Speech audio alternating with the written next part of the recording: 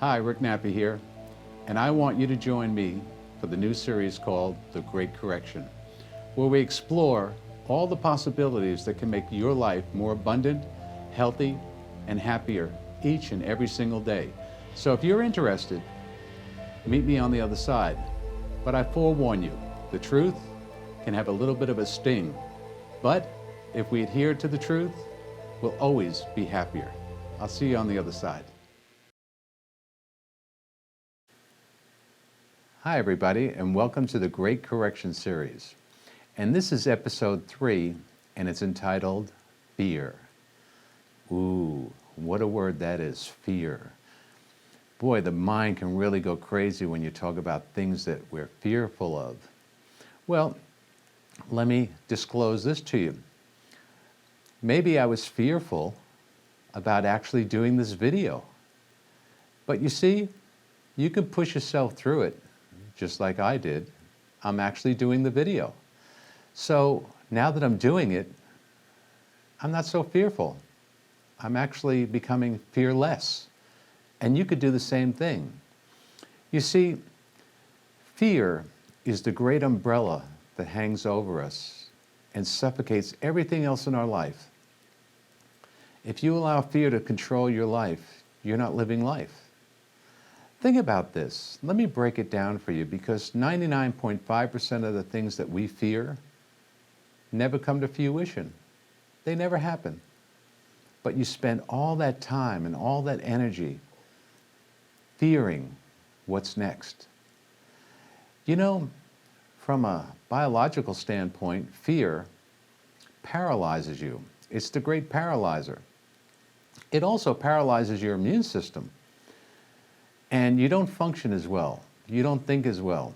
You don't make decisions. You don't make choices. Whether they're good or bad, you just don't make them.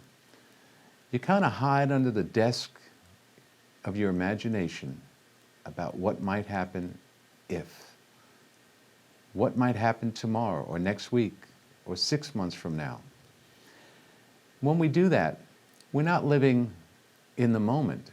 We're trading off the moment, the joy of now, being fearful of tomorrow. And the things we're fearful of tomorrow, like I said, probably will never happen. Think about a car. The first time you got into a car, what happened? You were fearful, weren't you? I mean, you didn't know, do I step on this pedal? Do I step on that pedal? Do I turn the wheel? Do I do this? Do I do that? But as you did it more and more, every single day, your fear seemed to go away. So right there is an example of how something that made you very fearful from the get-go now is just a routine action that you take. You get in your car, you drive to the supermarket, you drive to work, you drive home. You don't even think about it. But yet, that vehicle is 20,000 pounds. It goes pretty fast. And an accident could devastate you. But you don't live in a state of fear while you're getting in your car and driving it or driving home. You know, I'm afraid of heights. So I fear heights. But I noticed something about myself.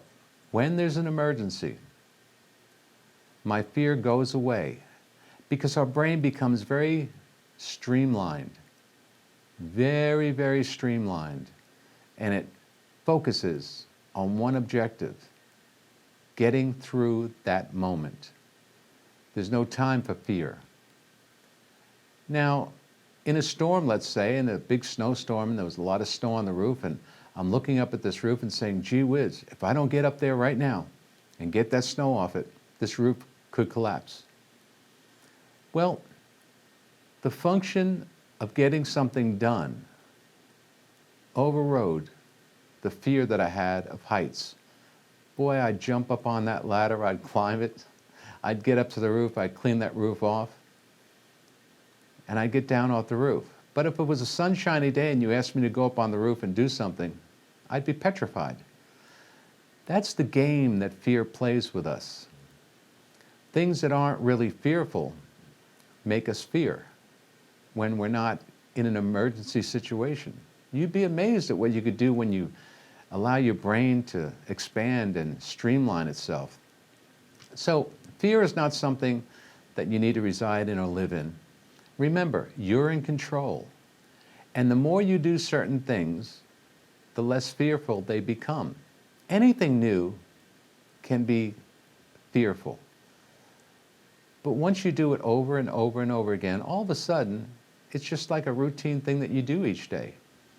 But if you allow fear to be the umbrella over you every single day, your relationships are going to suffer, your jobs are going to suffer, your monetary gain is going to suffer, almost everything in your life is going to suffer, and most of all, your health is going to suffer greatly. So you don't want to put yourself in a position anymore where you are fearful. I want you to become fearless. Be that warrior. Push through it. Know that there's nothing to fear except your own imagination, and don't let that run away from you. You can be watching TV, especially now in these times of crisis, and you hear the mantra, fear, fear, fear. They're just putting the fear in you. But what are they really doing? You got to wake up to this. You see, media, TV, or any media for that matter, needs what's called Nielsen ratings. So the more people that are watching, the higher the Nielsen rating, and then that means that they can charge more for advertising. It's that simple. So if they keep you in this constant state of fear, those talking heads, they know that their advertiser is going to be happy that you're sitting there and you're in such fear.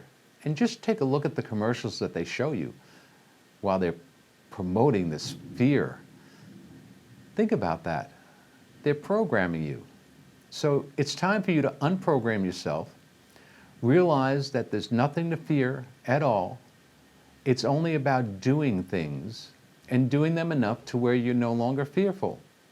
Think about anything, even with that little bicycle that you had when you were a kid.